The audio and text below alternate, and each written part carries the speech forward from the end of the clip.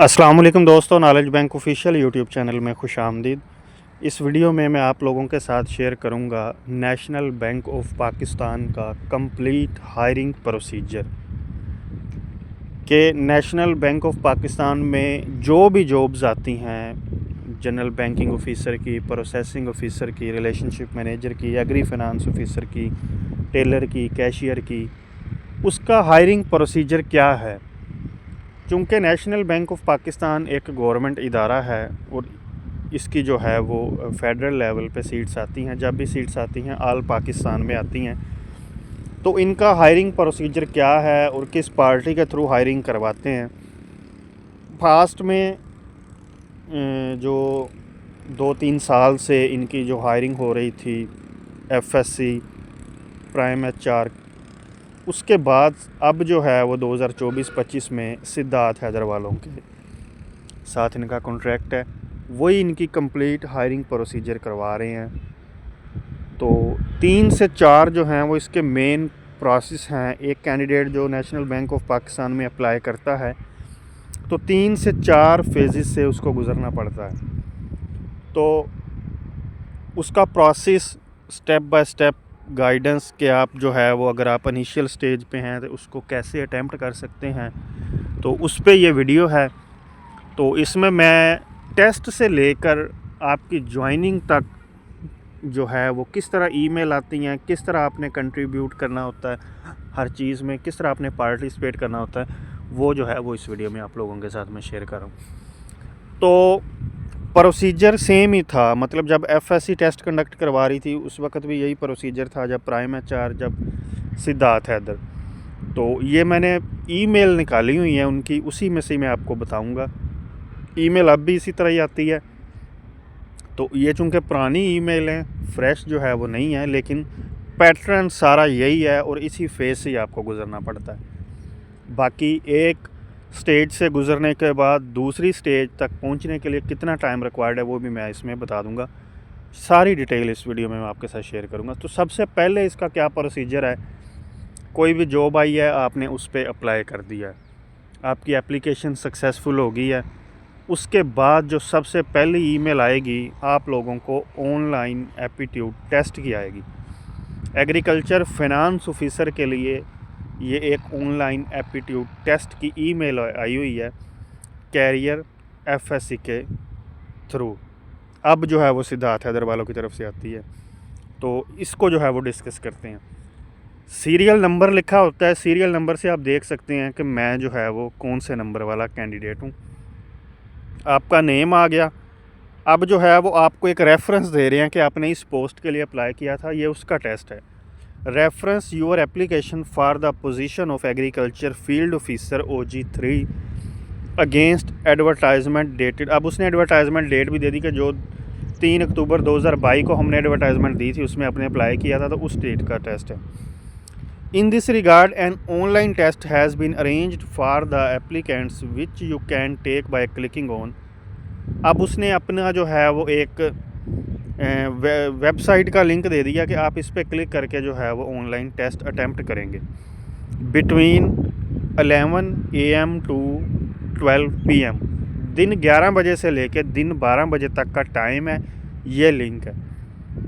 On Tuesday नवंबर 29, 2022। अब उसने सारा डेट टाइम लिंक आपको दे दिया। Your username is your CNAC number without dash. कह रहा आपका जो यूज़र नेम है वो आपका शनाख्ती कार्ड नंबर है और आपका पासवर्ड जो है वो ये है। उसने एक चीज़ यहाँ क्लियर मेंशन कर दी कि please do not log in before test date and time, क्योंकि एक ही चांस होता है। वो कह रहा है कि इसको पहले आप जो है वो टेस्ट डेट को जो है वो टेस्ट डेट से पहले इस लिंक को ना छेड़ें। Other terms for taking the test, अब कुछ उसने टर्म्स रखी हुई हैं, कहता है कि इसको आप रीड करें। If you do not appear for testing on the schedule day time you will not be provided another opportunity. वो कहता है कि अगर आपका लॉगिन नहीं होता टेस्ट डेट एंड टाइम में तो दोबारा आपको अपॉर्चुनिटी नहीं दी जाएगी। लेकिन साथ जो, अब मैं एक चीज़ और ऐड कर देता हूँ, लेकिन अगर आपका लॉगिन हो जाता है, किसी वजह से आपका टेस्ट जो है वो नहीं अटैम्प्ट हो पाता नेटवर्क एरर की वजह से, तो अगर आप उनको रिक्वेस्ट करेंगे दोबारा, तो बहुत सारे कैंडिडेट ऐसे हैं उनके टेस्ट जो हैं वो रह गए थे दोबारा ईमेल आप करके इसी ईमेल के रिप्लाई में दोबारा टेस्ट लिंक मंगवा सकते हैं। हफ्ते बाद दोबारा टेस्ट या 15 दिन बाद वो ले लेते हैं, या फिर आपका वो टेस्ट कंसीडर कर लेते हैं। लेकिन अगर आप पहले ही उसको लॉगिन कर रहे हैं या आपका लॉगिन ही नहीं हुआ तो फिर जो है वो आपको दोबारा चांस नहीं मिलेगा।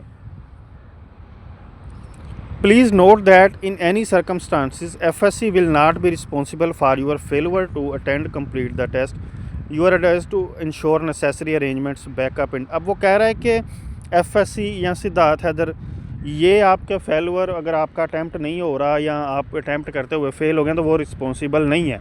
जिस तरह मैंने बताया कि आप ईमेल करके दोबारा लिंक मंगवा सकती हैं, तो अब तो सिद्धार्थ हैदर वाले फेवर देते हैं, वो दोबारा टेस्ट अरेंज करवा लेती हैं अगर डिस्कशन कोई इस तरह इशू होता है। तो इस FSC ने ये क्लियर एक चीज़ की थी, लेकिन दोबारा टेस्ट ये ले लेती। अच्छा जी, you will be allowed to log in only once for this test. वो कह रहा है कि एक दफ़ा ही आप इस पर लॉग इन कर सकते हैं। After you log in with your CNSE and password please review the instructions page and once you proceed further your stipulated time will start. कहता है कि जब आप लॉगिन कर लेते हैं अपने CNSE और पासवर्ड से तो एक दफ़ा इंस्ट्रक्शंस पेज जो है इसको पढ़ें ताकि जो है वो अपना टेस्ट स्टार्ट कर सकें। यूर टेस्ट विल बी अब 60 मिनट का टेस्ट ड्यूरेशन है, please try to complete the test within this time. अब देखें यहाँ एक चीज़ समझने वाली है, उसने हमें टाइम दे दिया 11 बजे से लेकर 12 बजे तक 60 मिनट। अब अगर कोई कैंडिडेट 11:10 पे टेस्ट स्टार्ट करेगा तो इसका मतलब है कि उसने 10 मिनट अपने ज़ाया कर दिए हैं। उसने हमें एक तरफ से कह दिया कि 11 से 12 टाइम है, 60 मिनट है। अब इसका ये मतलब नहीं है कि आप वो 60 मिनट जो है वो अगर 11:30 शुरू करेंगे तो 12:30 तक मिलेंगे, नहीं। अगर आप 11 बजे शुरू करेंगे तो आपका 12 बजे 60 मिनट कंप्लीट हो जाएंगे। अगर आप 11:40 पे शुरू करेंगे तो आपको 20 मिनट ही मिलेंगे। ये चीज़ बहुत इंपॉर्टेंट है। On completion of the test please press the submit button before closing the session, there will be loss of your data if you do not press। ये बहुत सारे कैंडिडेट से गलती होती है, वो टेस्ट सारा अटैम्प्ट करने के बाद सबमिट जो बटन है इस पर क्लिक ही नहीं कर पाते और उनका जो है वो बाद में फिर वो कहते हैं कि हमें डिस्कशन की ईमेल नहीं है। There will be no pause resume option for the test. कहता है कि टेस्ट को पाज या रिज्यूम करने का इसमें ऑप्शन नहीं है। मतलब जैसे कि आपने अब 60 मिनट का टेस्ट है, 11 बजे ओपन किया, 10 क्वेश्चन किए, उसके बाद आप कहेंगे कि अब मैं इसको पास कर दूं 15 मिनट के लिए, तो नहीं, आपका टाइम चलता रहेगा। इनसाइटफुल एक्ट, अब वो कह रहा है कि अगर आप चीटिंग कर रहे हैं, गूगल से हेल्प ले रहे हैं, तो आपको इस जो है वो खाते से डिस्क्वालीफाई कर दिया जाएगा। टेस्ट के दौरान अगर आपको कोई इशू आता है तो इन नंबर पे आप कांटेक्ट कर सकते हैं। ये कैरियर की उन्होंने ईमेल दी है। सेम इसी तरह आप सिद्धार्थ हैदर वालों के नंबर भी अवेलेबल होते हैं। टेस्ट के दौरान अगर आपको किसी किस्म का इशू आता है तो आप इस पर क्लिक कर सकते हैं। रिगार्ड्स उन्होंने अपना लिख दिया। अब ये है टेस्ट की ईमेल। सबसे पहले ऑनलाइन टेस्ट होता है। नेशनल बैंक ऑफ पाकिस्तान का सारा प्रोसेस ऑनलाइन है, A to Z एक चीज़ ये आपसे ईमेल से कांटेक्ट करके ही मंगवाते हैं। तो इसलिए इनसे जो है वो आपने ऑनलाइन ही सारी डिस्कशन होती है, हर चीज़ ऑनलाइन ही होती है। तो जो भी चीज़ आपने भेजनी है वो आपको ईमेल करेंगे, ईमेल के थ्रू सारी चीज़ें होती हैं। इसलिए अपना ईमेल जो है जब अप्लाई करें तो सबसे पहले ईमेल वो दें जो आपके पास एक्टिव हो। ये हो गया जी टेस्ट का पैटर्न। अब इनका टेस्ट ऑनलाइन होता है। टेस्ट की अब जिस तरह चूँकि ये ईमेल जो है वो मेरे पास FSC की है, तो अब मैं थोड़ा सा मज़ीद इसमें चीज़ें ऐड कर रहा हूँ। तो अपडेटेड जो चीज़ें हैं, ज़ाहिर है हर वक्त के साथ चीज़ें अपडेट होती हैं।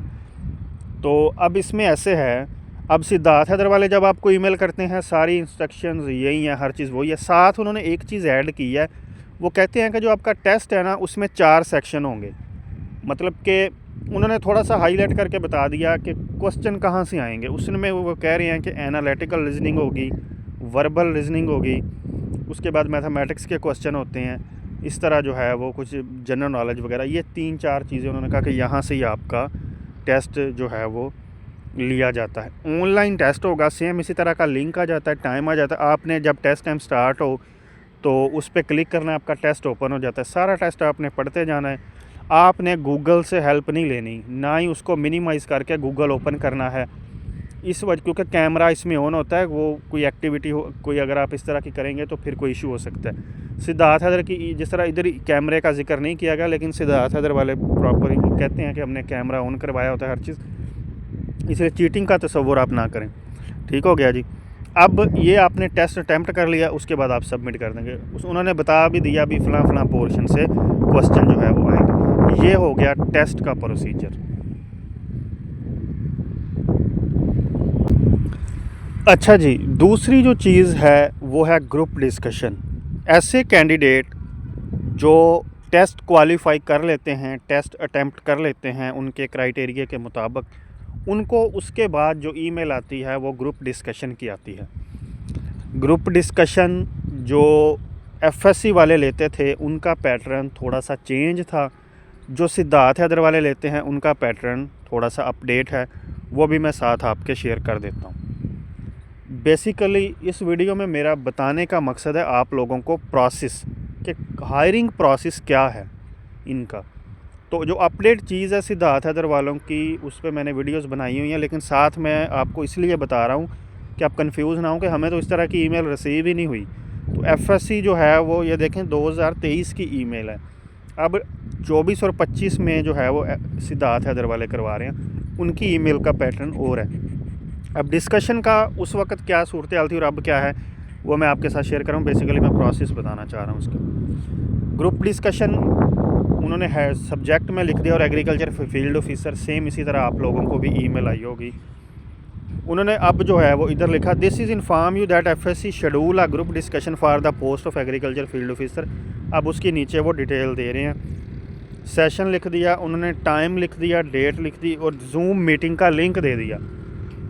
टेस्ट के लिए उन्होंने वेबसाइट दी थी, इधर उन्होंने जूम सेशन अरेंज करवाया है ताकि वो जूम पे सेशन करें, आप जो है वो उनके साथ ऐड हों, लाइव बैठे हों, वो देख सकें आपको। मीटिंग आईडी पास कोड उन्होंने दे दिया। अब ये जो चीज़ें थोड़ी सी इम्पोर्टेंट रही है एफएससी के दौर में, वो कह रहे हैं कि your topic is does agriculture promote rural development, you will speak in against of this topic. अब जो एफएससी का पैटर्न था उस पर अब चूँकि बात करने का फ़ायदा ही नहीं है क्योंकि वो तो अब प्रोसेस गुजर गया। सरसरी सा मैं बता देता हूँ, फर्दर हो सकता है फ्यूचर में दोबारा एफएससी को कॉन्ट्रैक्ट मिल जाए। अच्छा, वो उस अब मेन डिफरेंस जो ये है, एफएससी आपको टॉपिक आपकी ईमेल में ही दे देती थी, आपको पता होता था टॉपिक है। आप देखें ये ईमेल 4-5 दिन पहले आई होगी तो इस बंदे ने तैयारी कर ली होगी डिस्कशन की।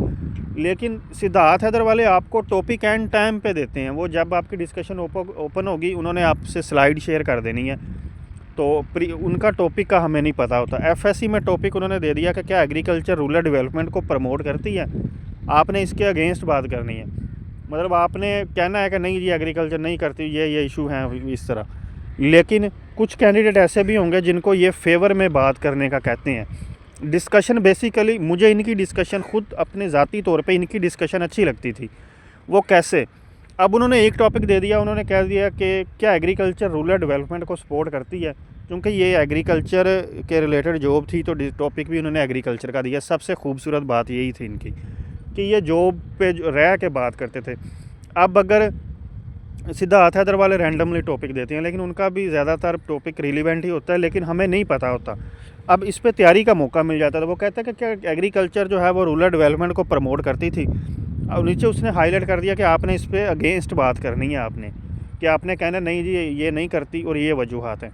कुछ कैंडिडेट ऐसे हैं जिन्होंने कहना है कि हाँ जी एग्रीकल्चर को प्रमोट करती है, ये उन्होंने फेवर में बात करनी है। अब 10 कैंडिडेट ने अगेंस्ट बात की, 10 ने फेवर में बात की, एक सेशन ये अरेंज होता था। इसके बाद वो दोबारा फिर हर बंदे को कहते थे कि आप जो है वो, अब जिस बंदे ने आपने अगेंस्ट बात किया वो फेवर में बात कर रहा है, तो हमें कोई बात समझ नहीं आ रही, अपनी बात समझाएं या एक दूसरे से क्वेश्चनिंग करें। एक दूसरे से क्वेश्चनिंग होती थी, डिस्कशन होती थी, फिर थोड़ा सा बात मज़ीद करने का मज़ा आता था। लेकिन खैर अब जो है वो सिस्टम चेंज हो गया। जिस तरह मैंने बताया कि अब आपको टॉपिक नहीं आता। तो हाँ, सिद्धार्थ हैदर वाले जो करंट इनके टॉपिक चल रहे हैं किसी भी पोस्ट के लिए, मेरे पास कुछ डाटा है, आप डिस्क्रिप्शन में मेरा नंबर भी मौजूद है व्हाट्सअप, आप मुझसे व्हाट्सअप पे नंबर ले सकते हैं, व्हाट्सअप पे कांटेक्ट करके मुझसे डाटा ले सकते हैं। अब डिस्कशन खैर टॉपिक के बात होगी। अब नीचे जो इंस्ट्रक्शंस हैं वो आपको थोड़ा सा उसमें मोहतात रहना चाहिए, वो क्योंकि सेम ही होती हैं। सबसे पहली वही बात कि आपका इंटरनेट स्ट्रॉन्ग होना चाहिए, क्योंकि ऑनलाइन डिस्कशन है, इसके लिए आपका इंटरनेट स्ट्रॉन्ग होना चाहिए। अगर आप स्मार्टफोन यूज़ कर रहे हैं तो उसमें क्वालिटी ऑडियो और वीडियो रेजोल्यूशन, माइक वगैरह हर चीज़ ठीक होनी चाहिए।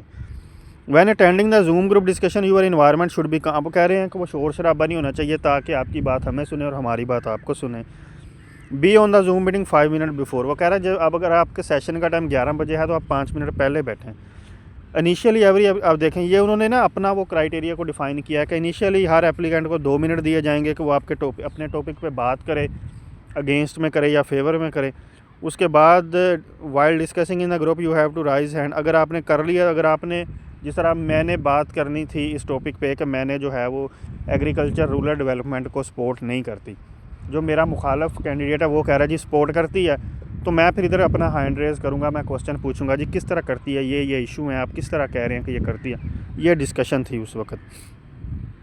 तो उसके बाद उन्होंने कहा this will be your last chance to appear in, अब वो कह रहा है कि डिस्कशन जो है ये एक इम्पोर्टेंट चीज़ है, इसके बाद आपका डायरेक्ट इंटरव्यू होना है। कहता है ये आपका लास्ट चांस है तो इसमें आपका अपेयर होना ज़रूरी है। Acknowledge your participation in group, अपनी जो है वो इसको एक्नॉलेज करें। ठीक हो गया जी, ये इनकी ग्रुप डिस्कशन होती है। इसका पैटर्न आप लोगों के साथ मैंने शेयर किया। अब जो सिद्धार्थ हैदर वाली है उनकी भी मेल इसी तरह की आती है, बस एक चीज़ मिस होती है, उसमें कोई टॉपिक नहीं लिखा होता। अब उन्होंने प्यारे से अपने जी टॉपिक बना के रखे हुए हैं, आपने जैसे ही उनका जूम सेशन ऑन होता है आपके सामने टॉपिक आ जाता है। अब उनके टॉपिक एक दो मैं बोल भी देता हूँ जिस तरह आजकल चल रहे हैं। वो एक टॉपिक उनका मेरे जहन में आ रहा है, वो कहते हैं कि आपकी ब्रांच जो है एक ऐसे एरिया में ओपन हुई है, न्यू ब्रांच बनी है, एक ऐसे एरिया में है या एक ऐसी सोसाइटी में है जिसके सराउंडिंग एरिया में कुछ 4-5 प्राइवेट स्कूल हैं, 1-2 प्राइवेट हॉस्पिटल हैं, कोई कमर्शियल एरिया है, दुकानें हैं, मार्केट है। तो आपकी क्या स्ट्रेटजी होगी बैंक के लिए कि जो है वो आप बैंक को वैल्यूएबल कस्टमर दे सकें, किस तरह से। अब देखें उसने खुद ही एक चीज़ बता दी जी कि स्कूल भी हैं, फ़लाँ भी है, फ़लाँ भी है। अब आपने इस पे उन्होंने अब फेवर अगेंस्ट वाली ये बात नहीं करते, वो कहते हैं कि आप वैल्यू किस तरह कस्टमर की ऐड करवा सकते हैं। तो जिस तरह अब साधारण अगर स्कूल होंगे तो स्कूल में जो स्टाफ है उनकी सैलरी आती होगी, तो सैलरी के लिए आप उनके अकाउंट ओपन करवा सकते हैं बैंक में, एटीएम की फैसिलिटी आप दिलवा सकते हैं। जो मार्केट में लोग बैठे हैं उनको लेन देन के लिए उनके अकाउंट ओपन करवा सकते हैं, डिपॉजिट के लिए करवा सकते हैं। इस तरह हर टॉपिक की आपने हर टॉपिक जो है वो उस पर 2-3 मिनट आपने बात करनी है। ये ऑल अबाउट इनकी डिस्कशन है।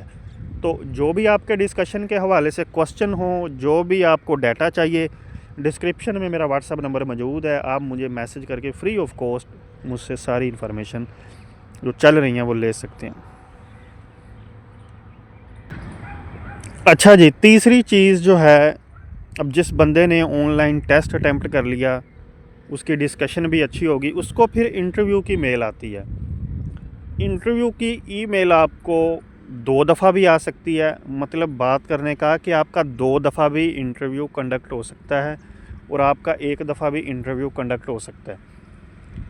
एफएससी वाले ये पोस्ट टू पोस्ट डिपेंड करता है। जिस तरह अभी जो है वो जो रूटीन है वो ये है कि अभी जो करंट 2025 और 26 अब स्टार्ट हो गया, उसकी रूटीन के मुताबिक ये है कि इंटरव्यू आपका एक होता है, उसके बाद दूसरा इंटरव्यू आपका रीजन लेवल पे होता है। मतलब जिस तरह आपके रीजनल ऑफिस से आपको कॉल आती है वो आपका इंटरव्यू अरेंज करवाते हैं कुछ पोस्ट के लिए, हर पोस्ट का डिफरेंट क्राइटेरिया।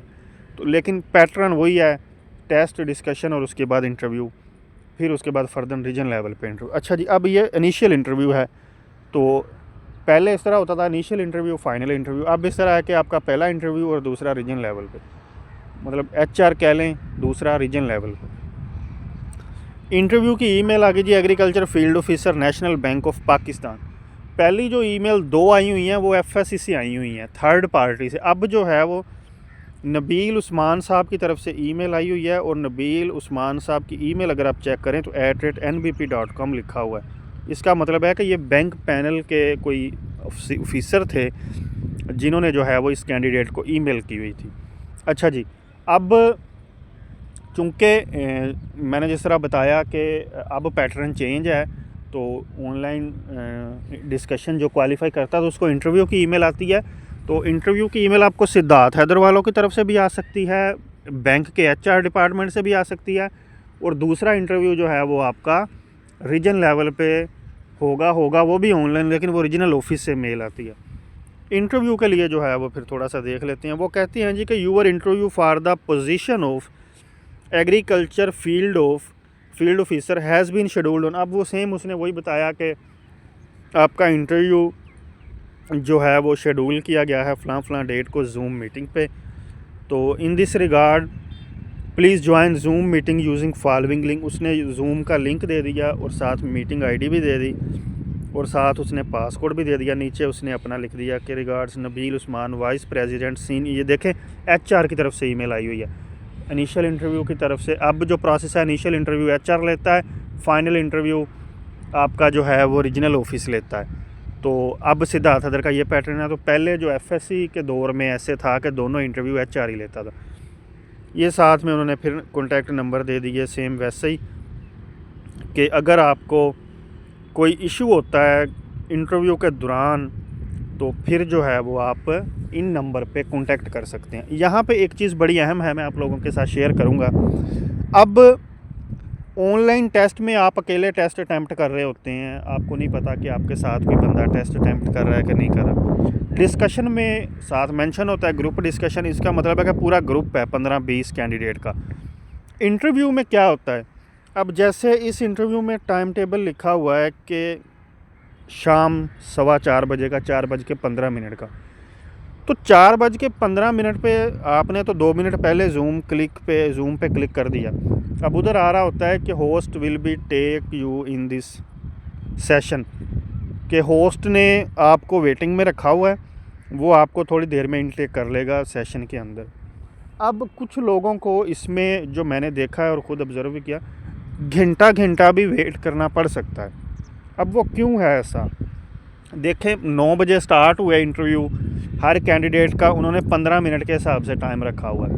9 से 11-12 बजे तक, 1 बजे तक इंटरव्यू ली। अब किसी कैंडिडेट की डिस्कशन लंबी हो सकती है, किसी कैंडिडेट की डिस्कशन छोटी हो सकती है। डिस्कशन से मुराद इंटरव्यू में जो क्वेश्चनिंग हो रही है उस पर जो डिस्कशन हो रही है।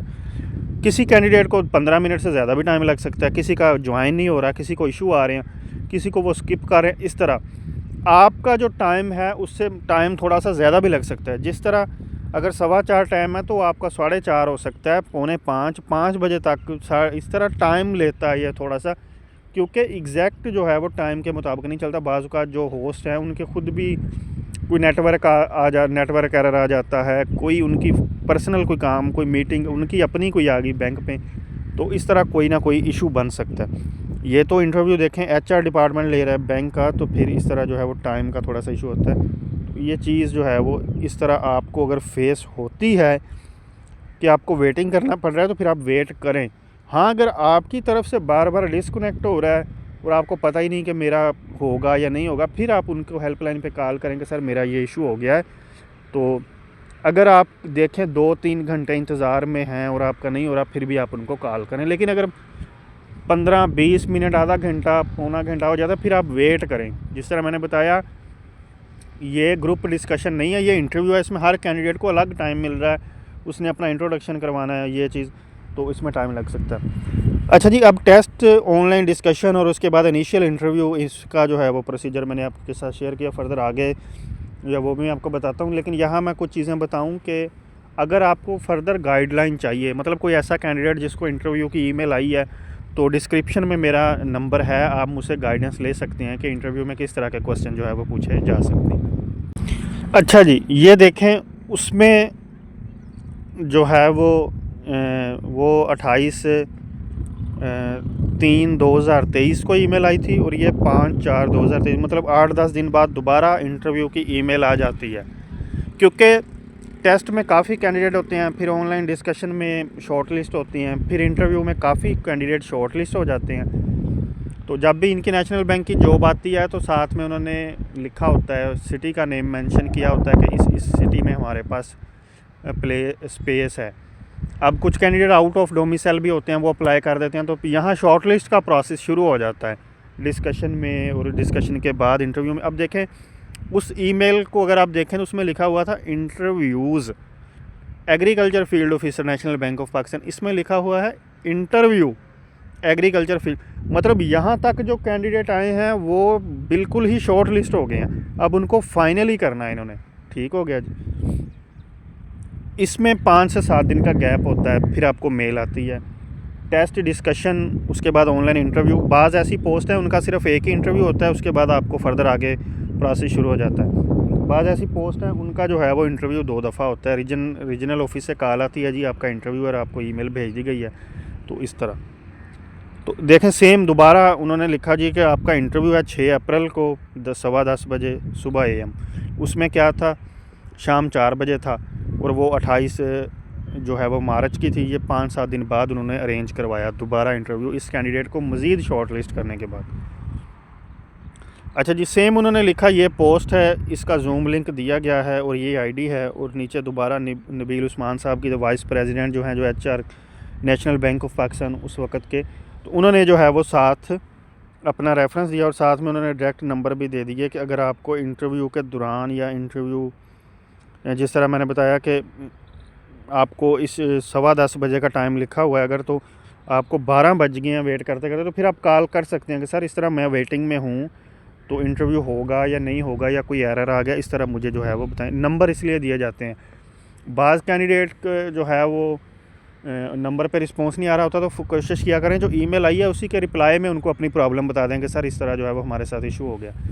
यहाँ पे मैं एक चीज़ ऐड करूँगा कि काफ़ी लोग ऐसे हैं जिनको काफ़ी उन्होंने पुराना अप्लाई किया, जैसे 2023-24 में कुछ लोगों ने अप्लाई किया था, फिर उनको पता ही नहीं हम सिलेक्ट हुए हैं या नहीं। इसमें ना एक चीज़ इनकी इस तरह से है कि अगर आपका टेस्ट आपका ऑनलाइन टेस्ट हुआ है ना, अगर आपको अब डिस्कशन की ईमेल आ गई है तो आप सिलेक्ट हैं, अगर नहीं आई तो इसका मतलब है आप सिलेक्ट नहीं हुए।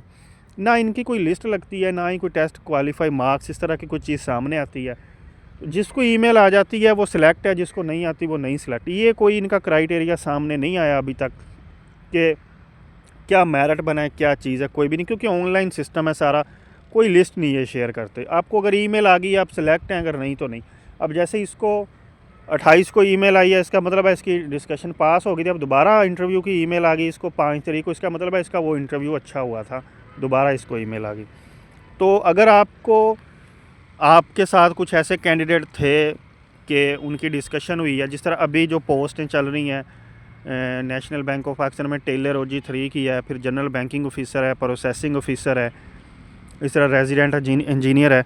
अगर मतलब आपके साथ वाले कैंडिडेट के साथ आपका डिस्कशन हुई थी और आपको इंटरव्यू की ईमेल अब तक नहीं आई, वैसे तो इनकी रैंडमली आ रही हैं रीजन वाइज, लेकिन अगर किसी को नहीं, इसका मतलब है कि वो फिर सिलेक्ट नहीं हुआ, जिसको ज़्यादा टाइम हो गया। वैसे नॉर्मली इनका 2 वीक 3 वीक, ज़्यादा से ज़्यादा 1-1.5 मंथ में 6 वीक में इनकी जो है वो ईमेल आ जाती होती है। अब जो है वो थोड़ा सा प्रोसेस तेज़ हुआ है। अब ये फर्दर प्रोसेस इंटरव्यू जिस कैंडिडेट का अच्छा हो जाए, जिसको कंसीडर कर लिया जाए, उसको फर्दर फिर एम्प्लॉयमेंट एप्लीकेशन फ़ॉर्म की ईमेल आती है। आपको एक एम्प्लॉयमेंट एप्लीकेशन फ़ॉर्म भेजा जाता है और साथ आपसे कुछ डॉक्यूमेंट्स मंगवाए जाते हैं। जिस कैंडिडेट को ये ईमेल रिसीव हो जाती है वो ऑलमोस्ट सेलेक्ट होता है। हाँ, अगर उसके किसी डॉक्यूमेंट में कोई इशू ना हो, जैसे जब आपने ईमेल अप्लाई किया उसमें आपने नंबर लिख दिए या CGPA लिख दी, तो उसके बाद जब आपने ओरिजिनल में डॉक्यूमेंट भेजे तो उसमें CGPA और थी, इस तरह अगर कोई इशू ना हो तो ऑलमोस्ट ये कैंडिडेट जो हैं वो सिलेक्ट होते हैं। तो एम्प्लॉयमेंट एप्लीकेशन फ़ॉर्म की ईमेल बड़ी इम्पोर्टेंट है, क्योंकि इसमें आपने उनको डॉक्यूमेंट भेजने होते हैं, तो डॉक्यूमेंट का ख्याल रखना चाहिए हर तरतीब से जिस तरह उन्होंने मांगे हैं। इसको थोड़ा सा देख लेते हैं। Employment application form general banking officer OG3 एतमाद इस्लामिक बैंकिंग ग्रुप, साथ में उन्होंने ऐड की डेट भी लिख दिया। उन्होंने ऊपर लिखा कि आपको एम्प्लॉयमेंट एप्लीकेशन फ़ॉर्म की ईमेल आई है। ये पोस्ट क्या थी, GBO OG3 की पोस्ट थी और एतमाद इस्लामिक बैंक का जो ग्रुप है उसके अंडर थी, और एडवर्टाइजमेंट डेट ये थी, और रीजन जो है वो लाहौर है। ठीक है जी। अब उन्होंने लिखा respected candidate, hope this email finds you well. Subsequent to your application at captioned position and your panel interview, please provide below mentioned document via return email। उन्होंने कहा कि हमने आपको जो है वो ईमेल की है और साथ जो है वो आपसे डॉक्यूमेंट मंगवा रहे हैं। ये डॉक्यूमेंट जो है वो आप हमें भेजें। किस तरह भेजने हैं अब साथ उन्होंने डॉक्यूमेंट बताए हैं, फिर साथ वो बता रहे हैं कि किस तरह भेजने। अच्छा जी, अब उन्होंने डिग्री लिखा, फिर उन्होंने लिखा both marksheet, result card, transcript along with certificate degree should be available. अब देखें, डिग्री और चीज़ है, ट्रांसक्रिप्ट और चीज़ है, डीएमसी जिसको हम कहते हैं। वो कहते हैं कि दोनों जो हैं वो आपके पास अवेलेबल होनी चाहिए। If no so please share the detail before finalization. अब हर किसी के पास डिग्री नहीं होती, क्योंकि कॉन्वोकेशन आमतौर पर 2-3 साल बाद ही होती है यूनिवर्सिटी की। वो कहते हैं कि अगर आपके पास डिग्री और डीएमसी है तो आप भेजें उसी वक्त। तो अगर आपके पास दोनों में से एक नहीं है, जिस तरह डिग्री नहीं है, तो उसको जो है वो फिर आप फाइनलाइजेशन जब आप फाइनल हो जाएंगे तो उसके बाद भी आप दे सकते हैं, लेकिन ये डिग्री आपने देनी होती है। Offer joining letter along with last 3 month salary slip of recent job. अब आप जो आपने अगर लिखा हुआ है कि आप कोई जॉब कर रहे हैं, इनकी सीवी बड़ी इंपॉर्टेंट होती है। जब आपने अप्लाई करना है, जो चीज़ सीवी में मेंशन हो वही डिटेल अब वो आपसे मांग रहे हैं और इसको वो चेक भी कर रहे होते हैं। अब कहते हैं कि ऑफ़र या joining letter along with 3 month. अब आप अगर मतलब आपने लिख दिया जी कि मैं किसी दूसरी बैंक का एम्प्लॉय हूँ और करंट जॉब कर रहा हूँ, या उधर से मैंने रिज़ाइन दे दिया। अब वो कह रहे हैं कि उसका ज्वाइनिंग लेटर दें और 3 सैलरी स्लिप दें, या कहीं भी आप जॉब कर रहे हैं, अपने एक्सपीरियंस लिखा है तो उसका उन्होंने डाटा आपसे मांगा है।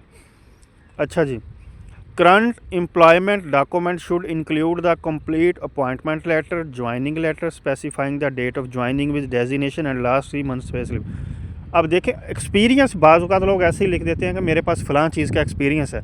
जब उन्होंने डॉक्यूमेंट मांगे, आप उनको भेज ही नहीं रहे कोई चीज़, ये फिर ब्लंडर है। फिर आप लिखें ही ना सीवी में। इनको वही चीज़ भेजें, इनको वही चीज़ बताएं जिसका आपके पास ऑथेंटिक रिकॉर्ड है। अब देखिए, उन्होंने इसको स्पेसिफाई किया, कहते कि आपकी जो करंट एम्प्लॉयमेंट है उसमें आपकी एम्प्लॉयमेंट लेटर होना चाहिए जो आपको ज्वाइनिंग टाइम मिला था, उसके बाद उसकी उस पर डेट ऑफ ज्वाइनिंग भी लिखी होनी चाहिए और अपनी 3 सैलरी स्लिप भी लगाएं। और साथ देखें, उन्होंने लिखा कि all previous experience letter as mention in the CV and employment application form. अब उसने कहा कि जो सीवी में आपने लिखे हुए हैं एक्सपीरियंस, जो वो सारे एक्सपीरियंस लेटर भी हमें चाहिए। Make sure all previous employment certificate according to CV should be available and their information must be correctly filled in employment application form. Employment application form 2-3 दफ़ा जिक्र। एम्प्लॉयमेंट एप्लीकेशन फ़ॉर्म क्या है? ये एक आपको वर्ड फॉर्म में वो भेजते होते हैं, तो इसको आपने वर्ड फॉर्म में ही फिल करना होता है और अब आपने उसमें चीज़ें पुट करनी है जो सीवी में लिखी थी। आपको ये ब्लैंक दिया जाता है, इसमें आपने अब अपनी डिटेल पुट करके उनको भेजनी है। वो कह रहे हैं कि ये सारी चीज़ें उस अकॉर्डिंग ही पुट करें कि जो आपने सीवी में लिखी हैं। ये ना हो कि सीवी में आपने 1 साल का एक्सपीरियंस लिखा और इधर आप 6 महीने कर रहे हैं उसको। इस तरह नहीं आपने करना। All training diploma certificate mention on CV. बाज़ औक़ात हम सीवी में लिख देते हैं जी फ़लाँ मेरे पास डिप्लोमा है, फ़लाँ सर्टिफिकेट है, इंग्लिश प्रोफिशन सर्टिफिकेट है, ये है वो है। अब जब उन्होंने आपके पास डॉक्यूमेंट मांगे तो आपके पास किसी चीज़ का सर्टिफिकेट ही नहीं है। मैं आपको देखें, यहाँ तक जो बंदा पहुँचता है ना नेशनल बैंक में, वो बड़ी खपत के बाद पहुँचता है। देखें कि 3-4 ईमेल आती हैं उसको, फिर टाइम टेकिंग प्रोसेस है, फिर कंपटीशन है। अब यहाँ पे जो है वो अगर आपके पास कोई भी डॉक्यूमेंट मिस है तो फिर वो उसकी जस्टिफिकेशन देना बड़ी मुश्किल हो जाती है कि हमने आपकी सीवी, उन्होंने देखें सबसे पहले जो आप उनके पास जाती है आपकी प्रोफाइल जाती है, आपकी सीवी जाती, आपने उसमें बड़ा खूबसूरत चीज़ें लिखी हुई हैं, वो बड़े आपसे मुतमईन हुए। उन्होंने जो है वो जब आपका इंटरव्यू लिया, डिस्कशन ली, उन्होंने साथ आपकी सीवी भी देखी भी, यार इस बंदे की डिस्कशन तो अच्छी हुई है, सीवी इसकी बड़ी अच्छी है, इसने एक्सपीरियंस लिखे हैं, ये लिखे हैं, वो लिखे हैं, तो उन्होंने आपको शॉर्ट लिस्ट किया। लेकिन जब आपकी डॉक्यूमेंट की बारी आई, मज़ीद उन्होंने जब आपको हायर करना चाहा तो आपके पास कोई चीज़ ही ना निकली, तो ये बहुत बड़ा ब्लंडर है। ठीक हो गया जी। तो ये ईमेल जो है इसको बड़े मुहतात से चीज़ें, सीवी जो है उसमें वही चीज़ लिखें जिसका आपके पास ऑथेंटिक रिकॉर्ड है। आप कोई वेलफेयर सोशल काम कर रहे हैं उसका आपके पास सर्टिफिकेट होना चाहिए। और अगर आपने कोई एक्सपीरियंस लिखा, बाज़ औक़ात हम ऐसे ही कोई एक्सपीरियंस लिख देते हैं टीचिंग का, कोई भी मार्केटिंग का, सेल का, हमारे पास उसका कोई है ही नहीं रिकॉर्ड, फिर उनको क्या पता आप झूठ बोल रहे हैं सच बोल रहे हैं, फिर ये देना बड़ा मुश्किल हो जाता है। इसलिए सीवी अपनी वही चीज़ मेंशन करें। अब देखें इसमें उन्होंने एक एक चीज़ क्लियर कर दी। उन्होंने कहा कि ट्रेनिंग डिप्लोमा सर्टिफिकेट, अब जो आपने सीवी में मेंशन किया ट्रेनिंग, आपने अगर कोई मेंशन किया कोई डिप्लोमा, उसका आपके पास सर्टिफिकेट होना चाहिए। Ensure certificates of training diplomas are available as per the CV and must mention in the form. उन्होंने साथ जो है वो इस पॉइंट को क्लियर भी कर दिया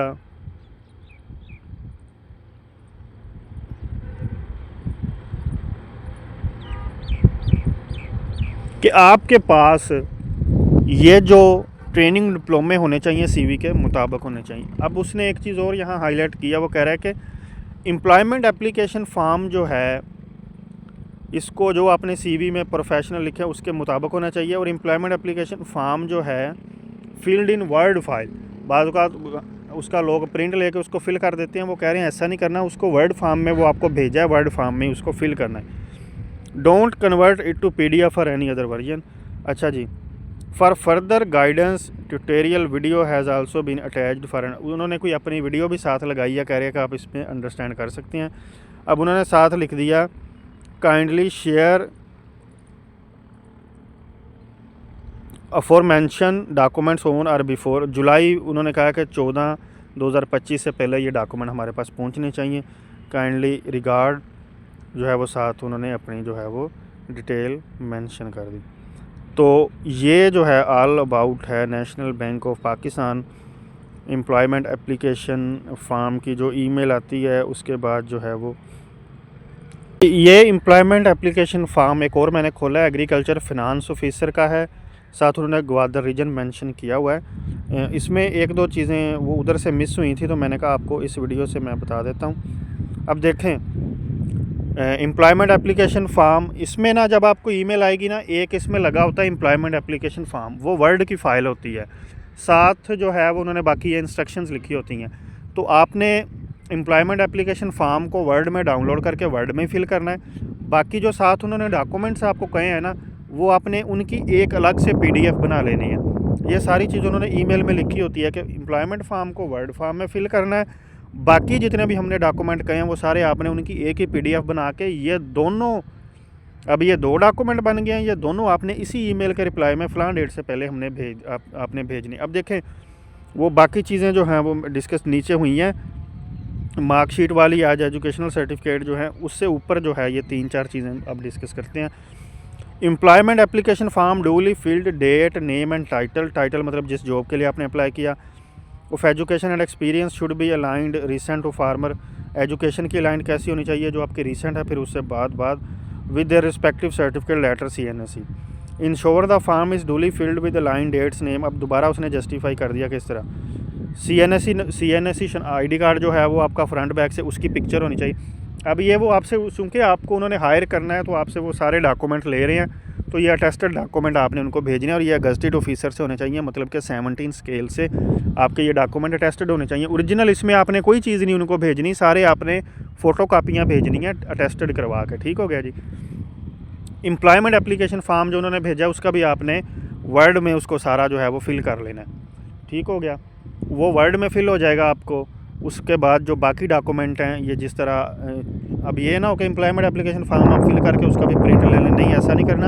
एम्प्लॉयमेंट एप्लीकेशन फॉर्म अपने वर्ड में फिल कर लेना। बाकी डॉक्यूमेंट जिस तरह उन्होंने CNSE का, आपका डोमिसाइल का, पासपोर्ट कापी अगर है तो, उसके बाद educational certificate along with transcript और मार्केट, वो दोबारा पिछली जो बात हुई है अभी 3 मिनट पहले वो आ गई, डिग्री, उसके बाद जो है वो जो भी ट्रांसक्रिप्ट है अगर है उसमें जो चीज़, उसके बाद फिर फर्दर उसने नीचे एक्सपीरियंस लेटर ये बात की, ये सारे डॉक्यूमेंट आपने उनको भेज देने हैं। तो यही था ऑल अबाउट जो है वो, तो यही था सारा नेशनल बैंक से रिलेटेड। ऑनलाइन टेस्ट होता है, सिद्धार्थ हैदर वालों की तरफ से ईमेल आएगी, फिर डिस्कशन है, सिद्धार्थ हैदर वालों की तरफ से ईमेल आएगी, इंटरव्यू जो है वो आपका जब होगा तो आपको बैंक के HR डिपार्टमेंट से ईमेल आती है, फिर फर्दर आपका रीजन से ईमेल आती है, फिर एम्प्लॉयमेंट एप्लीकेशन फॉर्म आ जाता है आपको, उसके बाद जो है वो आपको ज्वाइनिंग लेटर मिल जाता है। ये सारी इसकी हायरिंग है, सारा प्रोसेस ऑनलाइन है। फर्दर किसी भी क्वेश्चन के लिए या किसी भी मटेरियल के लिए, डाटा के लिए आप जो है वो डिस्क्रिप्शन में मेरा WhatsApp नंबर मौजूद है, कॉन्टैक्ट करके मुझसे ले सकते हैं।